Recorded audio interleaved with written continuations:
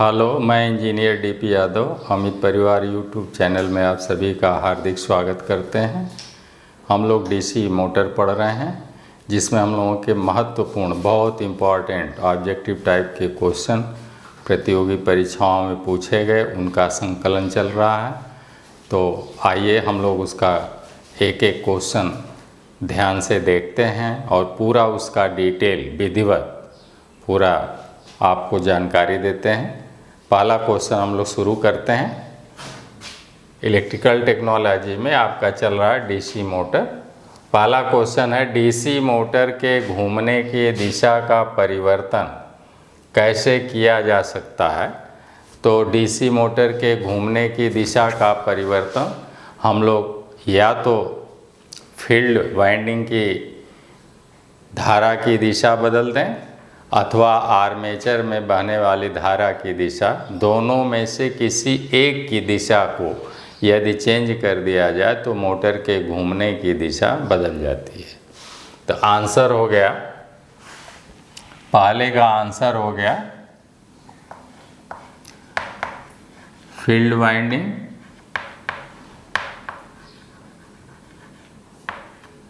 या आर्मेचर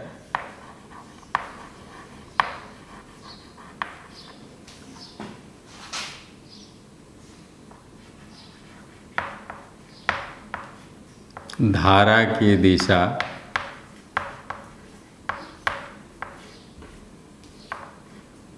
विपरीत कर दी जाए या बदल दी जाए या विपरीत कर दी जाए। ये आंसर हो गया पहले का।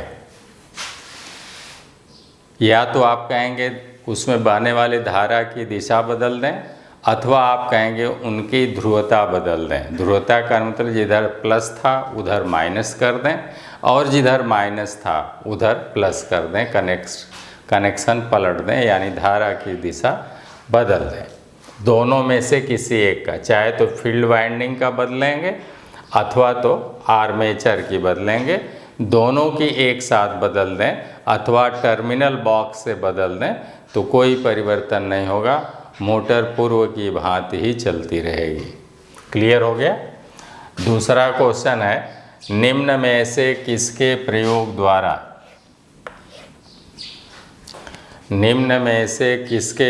द्वारा डीसी मोटर की गति को नियंत्रित किया जा सकता है। तो ये है थायरिस्टर। बहुत दिया हुआ है, तमाम दिया हुआ है आपका। तो उसमें हम लोगों को विकल्प में डायोड दिया है, विकल्प में आपका जो है ट्रांजिस्टर दिया है। एक विकल्प आपका थायरिस्टर मैच कर रहा है। तो हम लोग लिखेंगे निम्न में से किसके प्रयोग द्वारा मोटर की गति को पूछ रहा नियंत्रित किया जा सकता है। तो लिख लें थायरिस्टर द्वारा।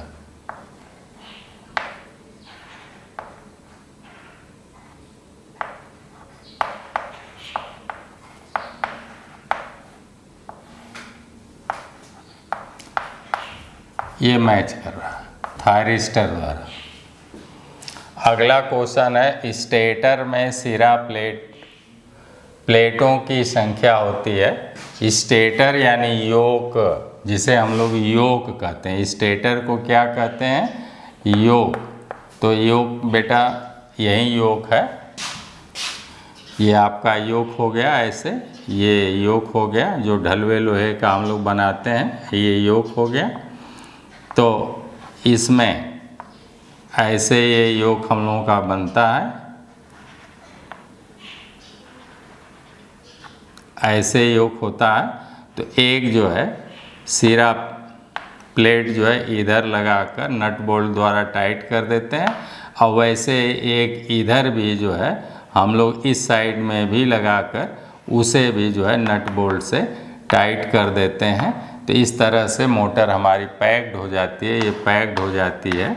तो इधर से भी पैक्ड हो जाती है, तो इसी को एंड प्लेट बोलते हैं। इंग्लिश में एंड प्लेट बोलेंगे, हिंदी में सिरा प्लेट बोलेंगे। तो कितनी लगेंगी? 2 लगेंगी, एक इस साइड में और एक इस साइड में। तो 2 सिरा प्लेटें लगती हैं। क्लियर हो गया कॉन्सेप्ट? सिरा प्लेटों की संख्या होती है 02। आंसर हो गया ये। अगला है चौथा क्वेश्चन है, मोटर की रेटिंग किसमें की जाती है? तो आप सभी लोगों को मालूम है कि मोटर की रेटिंग हार्स पावर में की जाती है, एचपी में। हम लोग जब भी जाते हैं तो कहते हैं भाई 1 हार्स पावर की लेनी है, 2 हार्स पावर की, 5 हार्स पावर की, 7 हार्स पावर, 7.5 हार्स पावर की, 10 हार्स पावर की। तो ऐसे हम लोग मोटर लेते हैं हार्स पावर में, जबकि जनरेटर लेते हैं किलोवाट। सॉरी, जनरेटर किलोवाट में लेते हैं बेटा। मोटर, यहाँ लिख दिया मोटर एचपी में, जनरेटर किलोवाट में।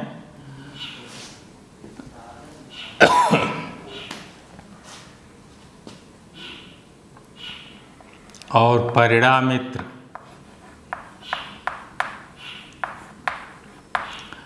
परिणामित्र यानी ट्रांसफार्मर लेते हैं केवीए। ये आपका आंसर हो गया एचपी। अगला ट्रैक्शन कार्यों में प्रयुक्त की जाती है। क्वेश्चन नंबर 5, ट्रैक्शन कार्यों में प्रयुक्त की जाती है बेटा डीसी सीरीज मोटर। कौन सी? DC series motor.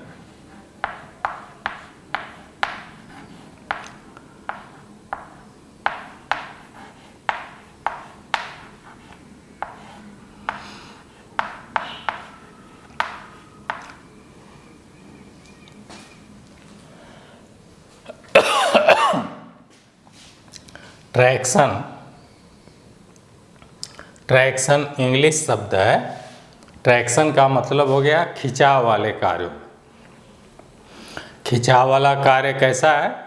जैसे स्टेशन पर मालगाड़ी खड़ी है और सभी डिब्बों में माल लदा हुआ है, और फिर उसे शून्य वेलोसिटी उसकी कितनी है, खड़ी है गाड़ी, और फिर उसे सारे लोड को खींच कर ले जाना है, या सवारियां बैठी हैं ट्रेन में, उसे खींच कर ले जाना है। अथवा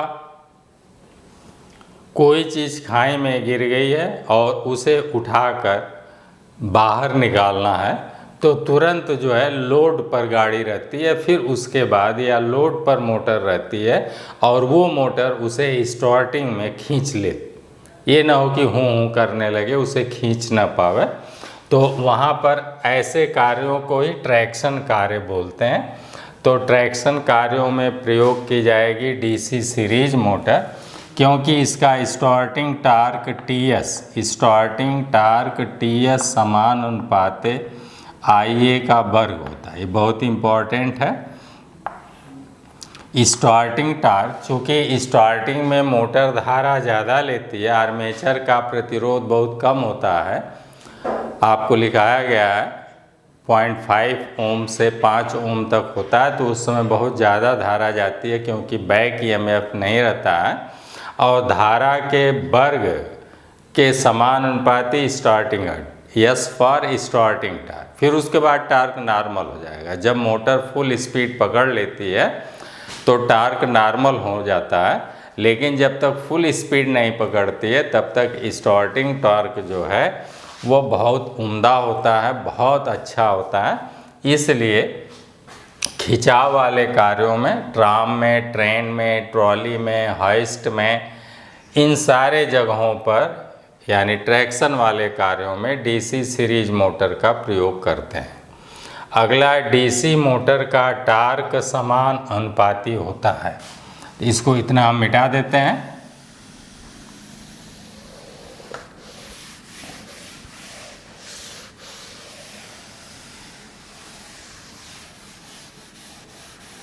इतना मिटा देते हैं बेटा। अब यहाँ हम लोग आराम से समझते हैं।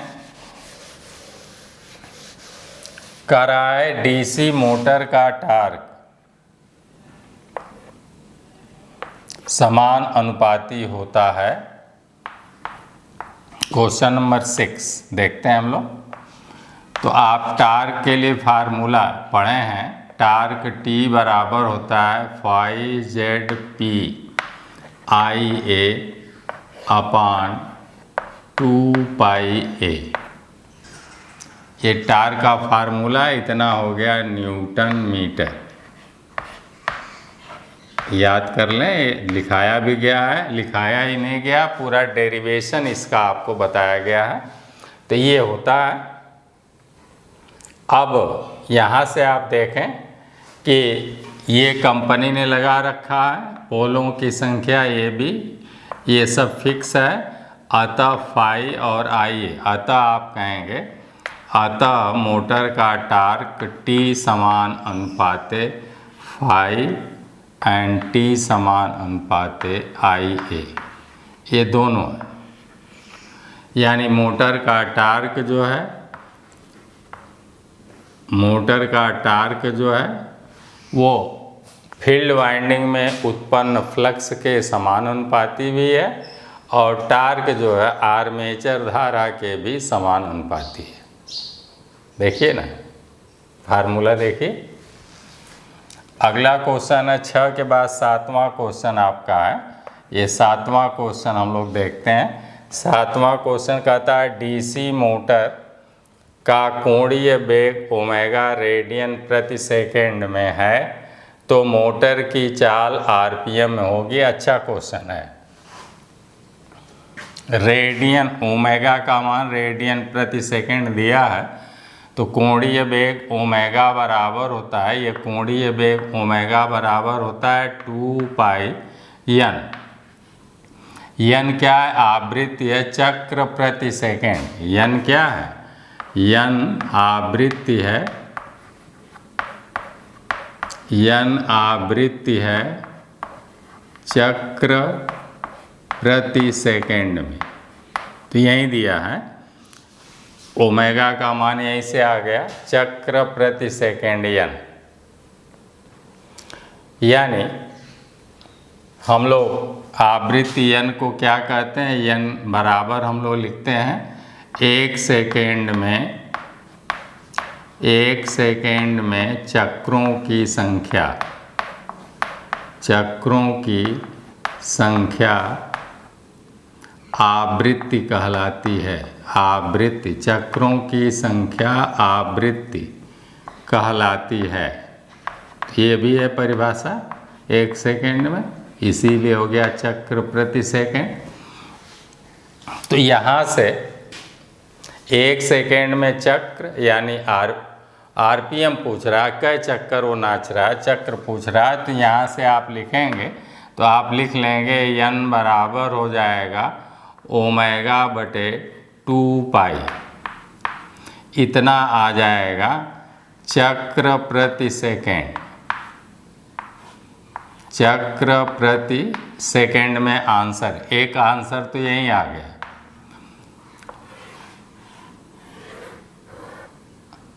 ये हो गया मोटर की गति एन।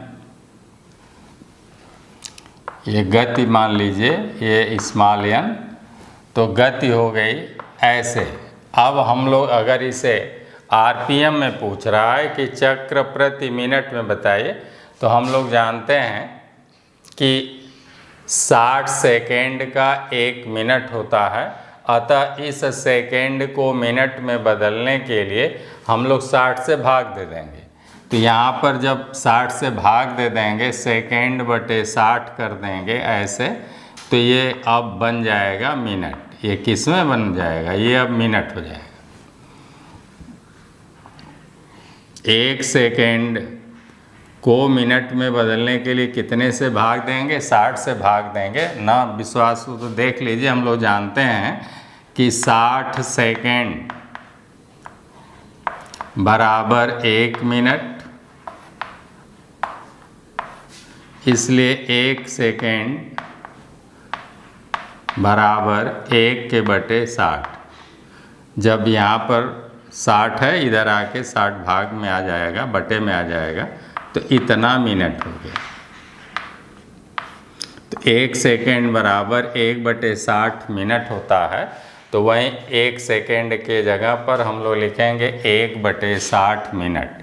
तो यहीं पर आपका अब अगली लाइन में आ जाएगा, मैं यहीं लिख दे रहा हूँ 1/60 मिनट आ गया, और अगली लाइन में 60 पलट कर ऊपर चला जाएगा, तब यही हो जाएगा n बराबर हो जाएगा 60 ओमेगा बटे 2 पाई। इतना हो जाएगा RPM या चक्कर प्रति मिनट में। यही हो जाएगा RPM या चक्कर प्रति मिनट, चक्र प्रति मिनट, ये आपका आंसर हो जाएगा। ऐसे RPM कहे या चक्र प्रति मिनट, तो ये हो गया आपका आंसर। क्लियर हो गया? केवल अगर सेकेंड में पूछता तो ओमेगा बटे 2 पाई चक्र प्रति सेकेंड हो जाता, लेकिन प्रति मिनट तो 60 ऊपर पलट कर चला जाएगा, तो ये आपका आंसर हो जाएगा।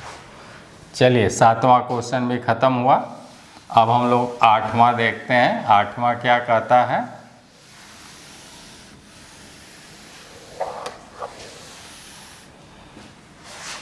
आठवां क्वेश्चन कहता है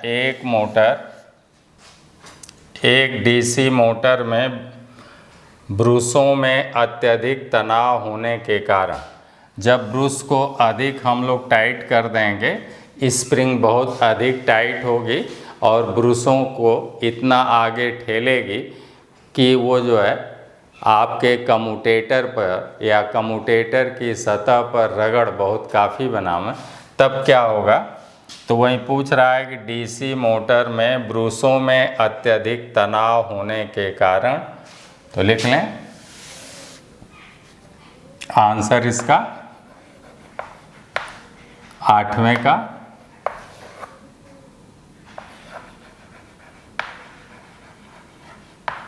कम्यूटेटर की सतह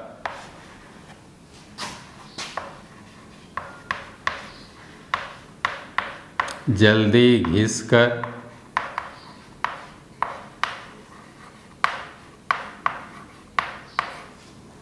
खराब हो जाएगी।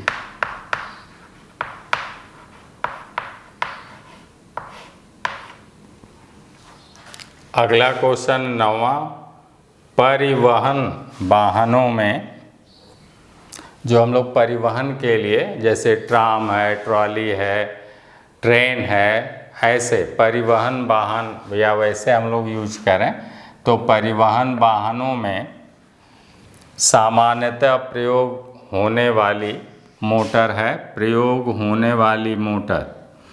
तो हम लोग लोड पहले बैठ जाता है स्टेशन पर, या चाहे जहाँ भी गाड़ी हमारी खड़ी रहती है, पूरी सवारी बैठ जाती है या पूरा सामान लाद लिया जाता है, तब उसके बाद हमारी गाड़ी या व्हीकल या मोटर आगे बढ़ती है। तो ऐसे जगहों पर हम कौन सा मोटर प्रयोग करेंगे?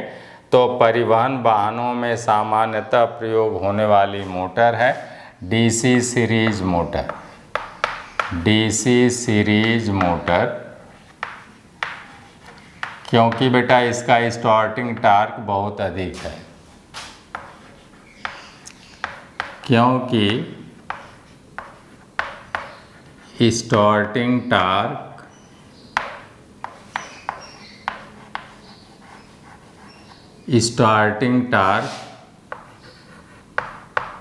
इसका सभी मोटरों में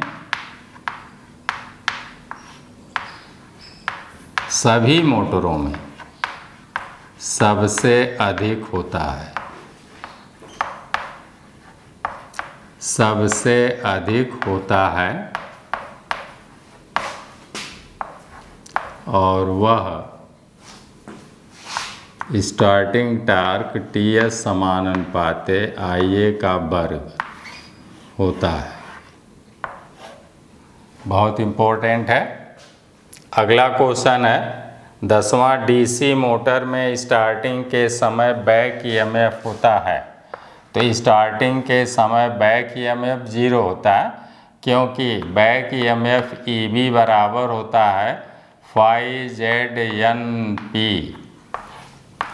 अपान 60A, और स्टार्टिंग के समय n का मान 0 होता है। जब मोटर को स्टार्ट करेंगे तो ये सूत्र होता है इतना वोल्ट, ये सूत्र हो गया।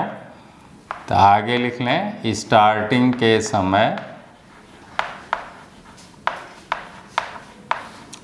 समय मोटर गति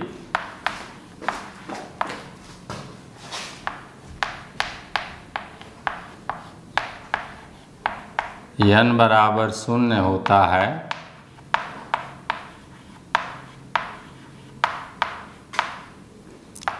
इसलिए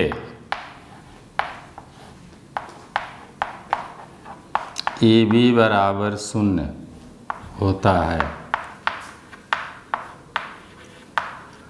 स्टार्टिंग के समय इसलिए EB भी 0 हो गया, 0 है, 0 से गुणा करेंगे पूरा आंसर 0 हो जाएगा। तो स्टार्टिंग के समय बैक EMF, यही है बैक EMF, इसी को कहते हैं बैक EMF EB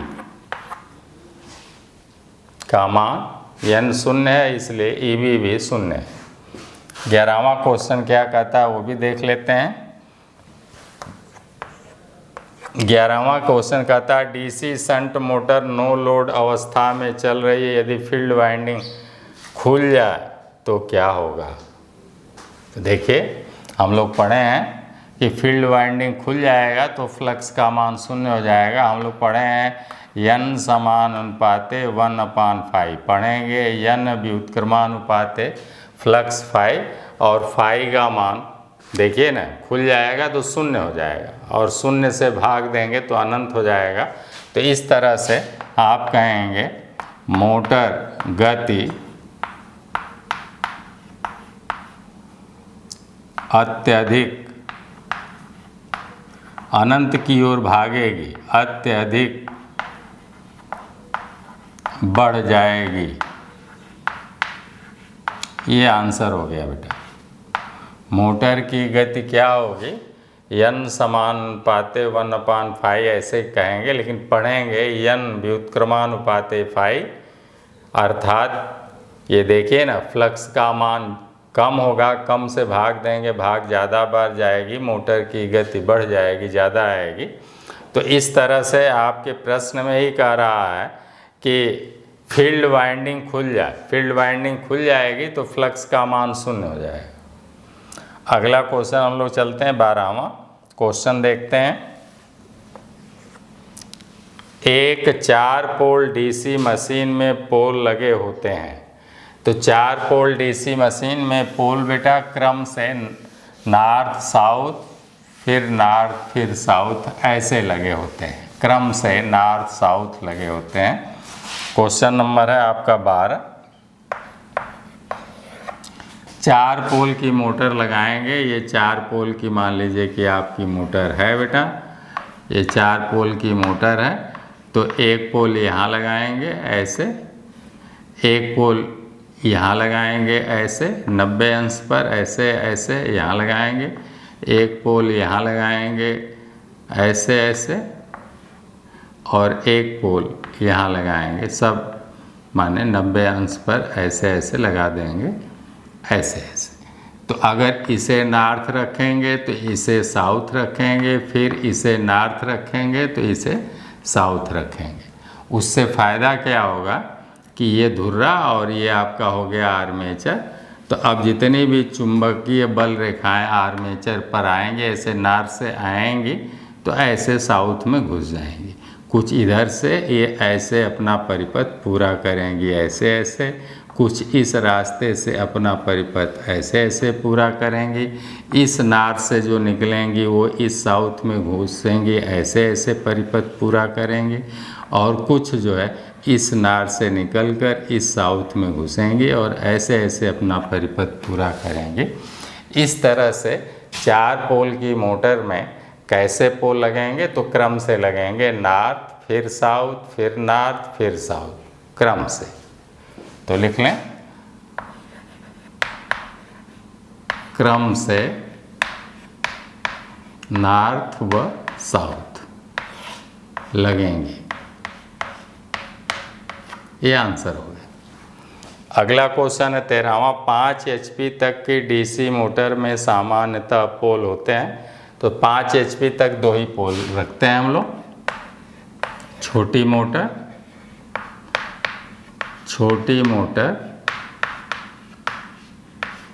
5 HP तक, 1 2 3 4 5 HP तक 2 पोल रखे जाते हैं, केवल 2 पोल रखे जाते हैं। ठीक, ऐसे केवल 2 पोल रखे जाएंगे। एक पोल यहाँ लगा देंगे और एक पोल यहाँ लगा देंगे, 2 पोल केवल रखे जाते हैं। चलिए अगला है 5 HP तक हो गया बेटा। अब हम लोग आते हैं क्वेश्चन नंबर 14 पर। DC शंट मोटर की चाल होती है, तो शंट मोटर की चाल लगभग स्थिर होती है। क्या होती है? लगभग स्थिर होती है। आंसर हो गया। DC शंट मोटर की चाल शून्य लोड से लेके, शून्य लोड हो जाएगा तब भी गति उतना ही रहेगी, और फुल लोड हो जाएगा तब भी गति उतने रहेगी, और उससे गति थोड़ा बढ़ाएंगे तो गति थोड़ा मोड़ा घटेगी। अगला है 15वां क्वेश्चन। क्या कहता है? किस मोटर हेतु 4 पॉइंट DC स्टार्टर का प्रयोग किया जाता है? किस मोटर के लिए? तो हम लोग DC 4 पॉइंट DC स्टार्टर का प्रयोग करते हैं। तो हम लोग शंट मोटर के लिए भी करते हैं, शंट मोटर व कंपाउंड मोटर लिखाया गया है, व कंपाउंड मोटर। इन दोनों के लिए, शंट मोटर व कंपाउंड मोटर के लिए 4 पॉइंट DC, 3 पॉइंट भी और 4 पॉइंट DC। तो शंट मोटर के लिए हम लोग 3 पॉइंट, शंट मोटर के लिए हम लोग 3 पॉइंट अथवा 4 पॉइंट का भी प्रयोग करते हैं, जबकि कंपाउंड मोटर के लिए हम लोग 4 पॉइंट DC स्टार्टर का प्रयोग करते हैं। अगला है मशीनी औजारों के लिए कौन सी DC मोटर को प्राथमिकता दी जाती है? जैसे हम लोग मशीन चला रहे हैं, लेथ मशीन चला रहे हैं, ड्रिल मशीन चला रहे हैं, तो उसके लिए हमें एक कांस्टेंट गति चाहिए। तो अमूमन और गति अगर बदलनी है तो हम लोग जो है उसमें लगे गियर सिस्टम से गति को बदल लेते हैं, या स्टेप कोन पुली लगाकर हम लोग जो है गियर की स्पीड को बदलते हैं। तो हमें एक तरह से कांस्टेंट स्पीड वाली मोटर का प्रयोग करना चाहिए। तो मशीनी औजारों के लिए कौन सी मोटर को प्राथमिकता देंगे? तो आंसर इसका हो जाएगा शंट मोटर। कौन सी मोटर? शंट मोटर, यानी स्थिर गति वाली मोटर, शंट मोटर अथवा स्थिर गति वाली मोटर। अगला DC मोटर का स्टार्टिंग प्रतिरोध सामान्यतः होता है। तो DC मोटर का स्टार्टिंग प्रतिरोध कम होता है, तो उसमें हम लोग जो है उसके आर्मेचर में हम लोग जो है श्रेणी क्रम में प्रतिरोध जोड़कर, क्योंकि आर्मेचर का प्रतिरोध आपको बताया गया है 1 ओम से या 0.5 ओम से 5 ओम तक या 2.5 ओम तक रखते हैं। तो इस तरह से उसका प्रतिरोध बढ़ाने के लिए इस आर्मेचर के श्रेणी क्रम में हम लोग प्रतिरोध जोड़ देते हैं। तो मोटर का स्टार्टिंग प्रतिरोध जो है वो हो जाता है 1 ओम से 10 ओम तक रखते हैं। कितना रखते हैं? 10 ओम तक रखते हैं।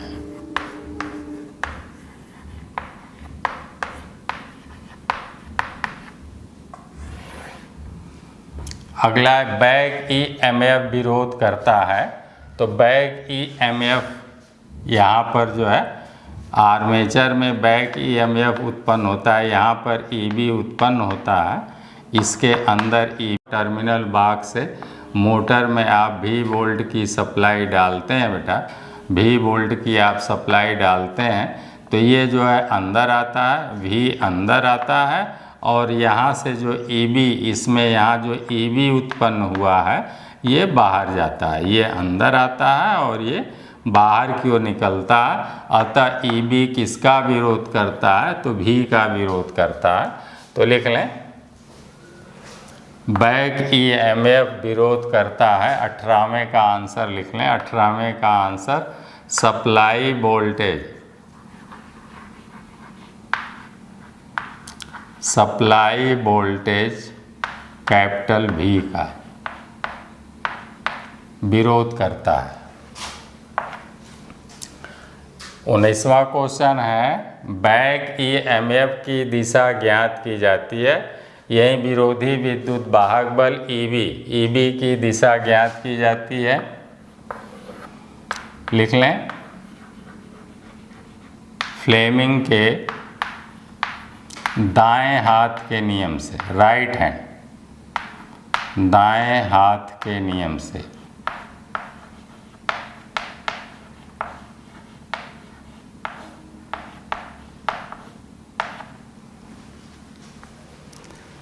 मोटर के नाचने की दिशा या मोटर पर आर्मेचर पर लगने वाले बल की दिशा फ्लेमिंग के बाएं हाथ के नियम से ज्ञात की जाती है, जबकि उसमें उत्पन्न प्रेरित विद्युत वाहक बल जिसे बैक ईएमएफ कहेंगे, जैसे जनरेटर में ईएमएफ उत्पन्न होता है वैसे ही इसमें ईबी उत्पन्न होता है। फार्मूला सेम है, 5ZNP/60 ये वोल्ट, उसे फ्लेमिंग के दाएं हाथ के नियम से ज्ञात करते हैं। और दाएं हाथ का नियम आप लोगों को या बाएं हाथ का नियम आपको ऐसा मैंने रटा दिया है कि अब आप जीवन भर नहीं भूलेंगे। इसे आप 4 फिंगर कहेंगे, ये चौथी उंगली है, इसे आप 4 फिंगर कहेंगे। एफ से 4 भी होता है, एफ से फील्ड भी होता है, एफ से फ्लक्स भी होता है। तो ये फ्लक्स की दिशा, चुंबकीय क्षेत्र की दिशा 4 फिंगर व्यक्त करती है। सी सेंटर फिंगर इसे कहिए, ये मध्यमा उंगली है इसलिए इसे सेंटर फिंगर कहिए। सी से करंट की दिशा अथवा विद्युत वाहक बल ईएमएफ की दिशा को ये व्यक्त करता है, तो अंगूठा बल की दिशा को व्यक्त करता है। चालक पर लगने वाले बल की दिशा को ये व्यक्त करता है। अथवा आप कहेंगे कि इस तरह से गति की दिशा अथवा बल की दिशा ये हमारा जो है थंब व्यक्त करता है। ऐसे आपने पढ़ा है तो वो सब जो है बेटा आपको याद होगा। तो अगर पूछता कि मोटर के घूमने की दिशा तो आप फ्लेमिंग के बाएं हाथ के नियम की बात करते, लेकिन यहाँ पर पूछ रहा है कि बैक ईएमएफ की दिशा, बैक ईएमएफ की दिशा, तो आप कहेंगे फ्लेमिंग के राइट हैंड, दाएं हाथ के नियम से। तो दाएं हाथ यानी राइट हैंड। अगला क्वेश्चन 20वां है सीरीज मोटर को स्टार्ट किया।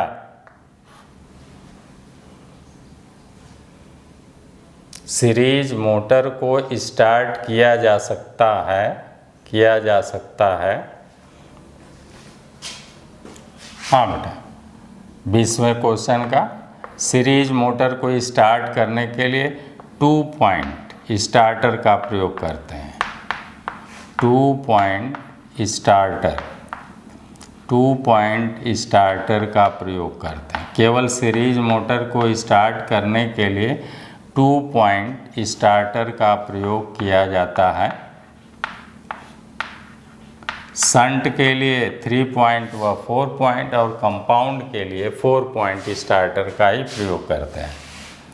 तो यहाँ पर सीरीज मोटर को स्टार्ट करने के लिए या किस स्टार्टर से स्टार्ट किया जा सकता है, कुछ इस टाइप से क्वेश्चन होना चाहिए।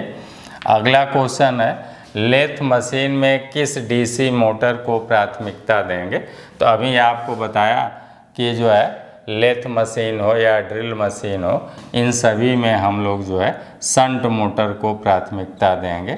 तो आपका जो है 21वें क्वेश्चन का आंसर हो गया शंट मोटर, क्योंकि ये स्थिर गति वाली मोटर है। तो लेथ मशीन पूछ रहा है, तो लेथ मशीन में किसको प्राथमिकता देंगे, तो शंट मोटर।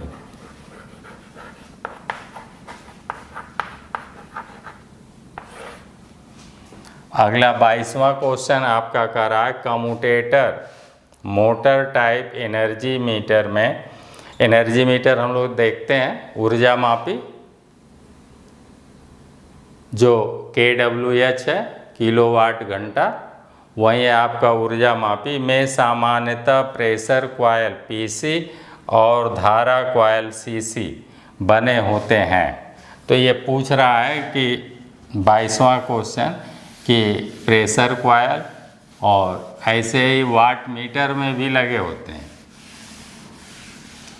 वाट मीटर में भी हम लोगों के ऐसे लगे होते हैं, वाट मीटर में भी हम लोगों के ऐसे लगे होते हैं, वाट मीटर में भी ऐसे हम लोगों के लगे होते हैं। आप लोग देखे होंगे कॉइल ऐसे लगा देते हैं, कॉइल ये ऐसे ऐसे कॉइल लगा देते हैं और एक यहाँ से ऐसे लगाकर और फिर जो है ऐसे यहाँ जोड़ देते हैं ऐसे। तो ये यही है आपकी CC और ये है आपकी PC। तो CC हमारी जो है करंट कॉइल जिसे कहते हैं, यही CC को हम लोग जो है करंट कॉइल कहते हैं, करंट कॉइल या मोटे तार की होगी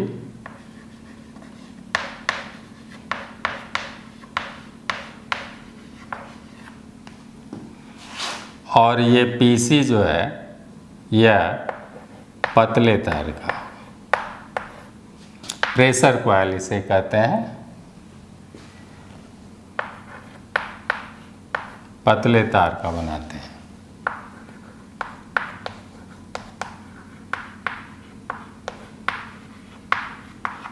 तो ऐसे ही आपके एनर्जी मीटर में भी लगा रहता है CC और PC। PC है प्रेशर कॉइल, ये लिखा है प्रेशर कॉइल यानी PC। अगला क्वेश्चन 23वां है कंपाउंड मोटर में कि फील्ड वाइंडिंग होती है। तो कंपाउंड मोटर में बेटा दोनों फील्ड वाइंडिंग का प्रयोग करते हैं। 23वें का आंसर देख लें, 23वें का आंसर है दोनों फील्ड वाइंडिंग कोस्ट में शंट व सीरीज, दोनों फील्ड वाइंडिंग कोस्ट में शंट व सीरीज का प्रयोग किया जाता है।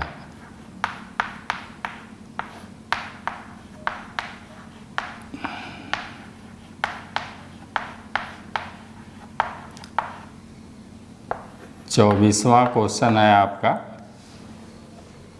DC शंट मोटर पर लोड बढ़ाने से उसकी गति।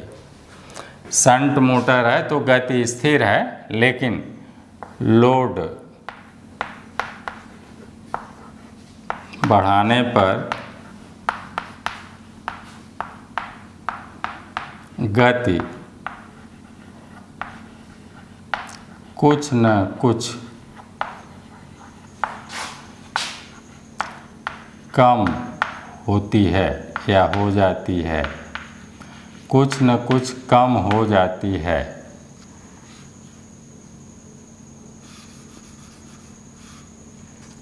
कुछ न कुछ कम हो जाती है गति बढ़ाने पर। आगे लिख लें, एक और जानकारी के लिख लें बेटा, आपको लिखाया गया वैसे ही जानकारी के लिए लिख लें। जबकि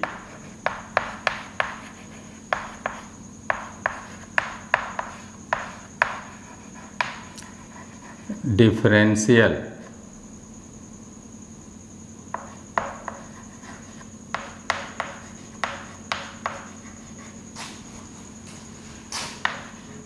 मोटर मात्र ऐसी मोटर है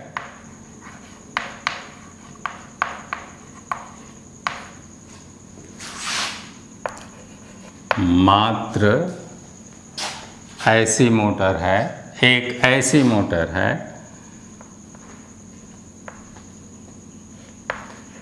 जिसकी गति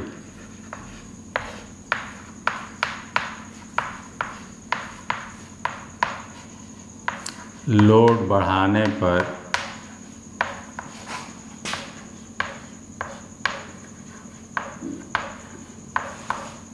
घटने के बजाय